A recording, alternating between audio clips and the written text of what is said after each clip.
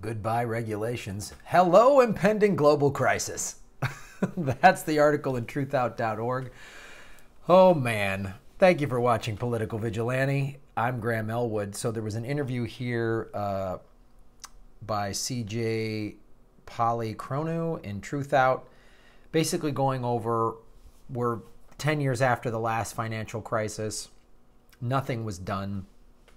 It talks about the weak measure that Obama did, which was the Dodd-Frank bill. Dodd-Frank was weak in so many ways. It didn't end the too big to fail thing. It didn't regulate anything. I mean, really, it was just a Band-Aid on a shotgun wound, basically. So the banks can still buy Wall Street. They can still have the public bail them out of the next financial crisis. And it's really amazing. This person who did this article, and it's in the show notes below, is a political economist and political scientist who was an author of the book Optimism Over Despair, Noam Chomsky on Capitalism, Empire, and Social Change, which is an anthology of interviews with Chomsky throughout the years here. So it's one of the things that this guy says is, as long as we have capitalism, we're going to have financial crises. And like I said, Dodd-Frank did not break up the too big to fail banks. That's what should have happened. They should have been broken up. That's what happened after the stock market crash in whatever was it, 29? That's what happened. They broke up all these monopolies. They didn't do any of that. So here's where we are. It's 10 years later, and a global crisis is coming. Here's what it says in the article.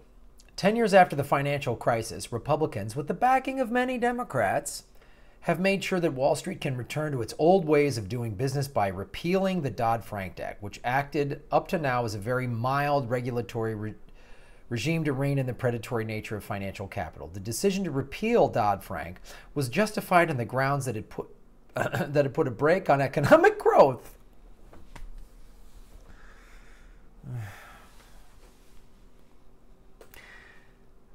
Let me tell you something. Deregulation is good for billionaires.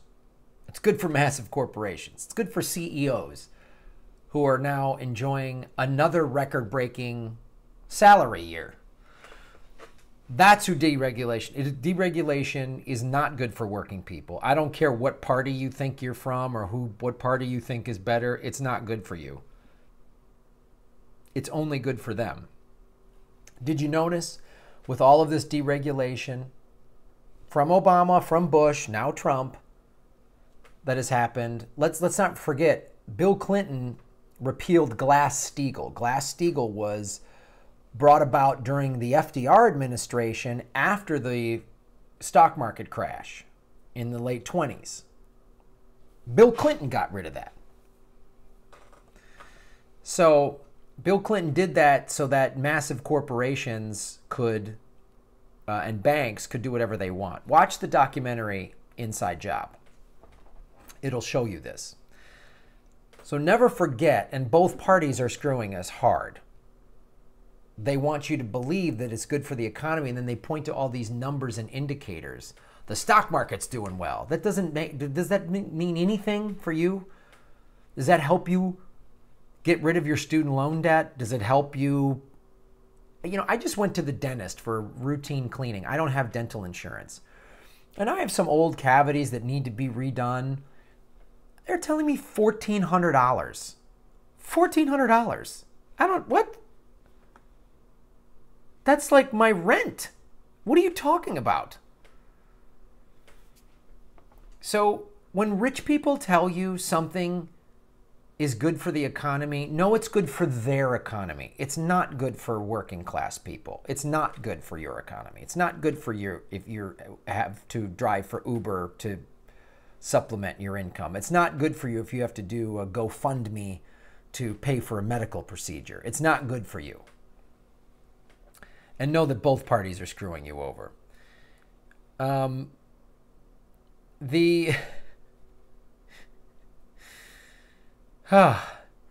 So Here's what CJ Polychroniou says. I know I'm mispronouncing that. My apologies, CJ. Following the financial crisis of 2008, a bill was passed in 2010 under the Obama administration that sought to contain the risks of the U.S. financial system. The bill, which was sponsored by Senator Chris Dodd and Rep. Barney Frank, was rather weak as a regulatory regime. Nonetheless, it was severely criticized by conservatives. Donald Trump delivered a mixed message in running for president, railing against big banks and Hillary Clinton's connection to Wall Street, while at the same time promising more deregulation.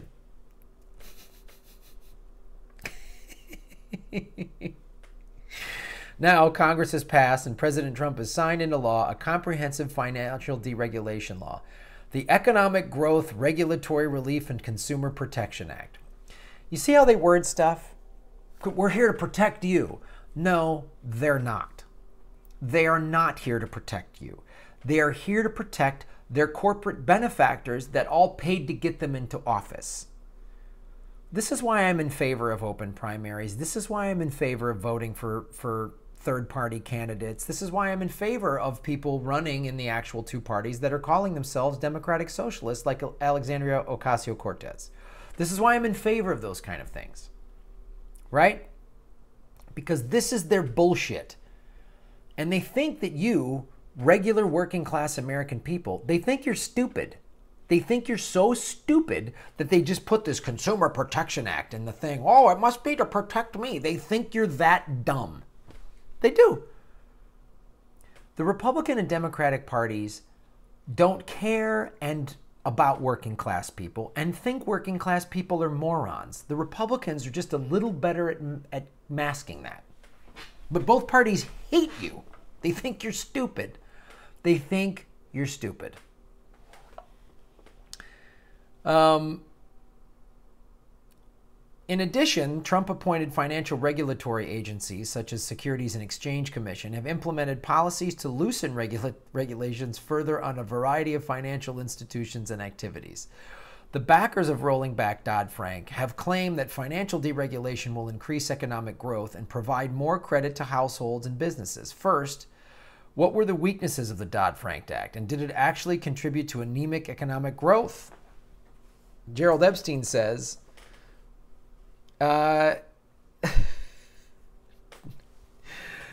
Dodd-Frank did not contribute to anemic economic growth. There was no evidence of this. Anemic growth was largely due to the legacy of the financial crisis itself, in which a great deal of household wealth was decimated. When your savings is wiped out, when your retirement is wiped out, when your home is upside down, you have no money to buy extra things. I know a woman that's a working class woman, single mom, supporting a bunch of kids. And in her house, she's got a dining room table and a bunch of food in the kitchen to feed her family. And then no couches, like a TV, but no furniture because she can't afford that. She's barely getting by. And I hear this story after story after story. When I was going through my own financial crisis, I didn't have little things. I went 2 years without buying a new pair of shoes. I had a toaster oven that was 20 years old, still worked. Then finally caught on fire. Partially because I didn't clean the thing out, that's on me. But it was 20 years old. It's a testament to the good people at Black & Decker making a fine product, but what does that tell you?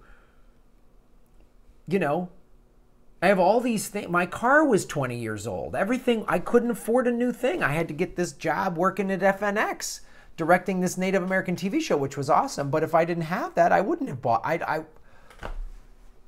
And if I do buy shoes, I have to wait till there's holes in them, and then I go to Ross or TJ Maxx or something. That's what isn't Dodd-Frank, you idiot jackasses. Let's blame Dodd-Frank. Oh God. It's like let's blame Band-Aid. The Band-Aid companies aren't preventing enough bleeding from all the gunshot wounds. Oh, there's too much gun violence. No. It's a Band-Aid problem. It's a Band-Aid issue. It's not a gun. I guess that makes sense. So really, and you can read this basically is a transcript of an interview, and I would read it. It's and this is the final thing that this CJ person says. In the end, as long as we have a system of neoliberal capitalism, it will be difficult politically and economically to implement such a progressive and effective financial regime. But the struggle for a more equitable and sustainable economy must include financial programs. Don't let them tell you regulation is bad. It's bad for them. Bad for their bottom line, so they can't be they can't be worth $1 billion. They're only going to be worth 600 million. Oh, little billionaires, it's so hard. Who's going to feed my polo horses? If I can't take a helicopter from Manhattan to the Hamptons, how am I going to get there driving a car like some sort of savage wolf person? Oh, they're funny, right? They're powerful, their ridiculousness. Spread the word. Let working class people know that neither, especially like Republican people who think the Republican Party has their back, they don't. The Democratic Party doesn't have your back. The Republican Party doesn't have your back. They're just trying to screw you over. All right, thanks for watching this. Got tour dates at grahamelwood.com. I'm going to Seattle, Chicago. Got some new dates I'm going to be posting for Northern California for the fall. Thanks for supporting the show.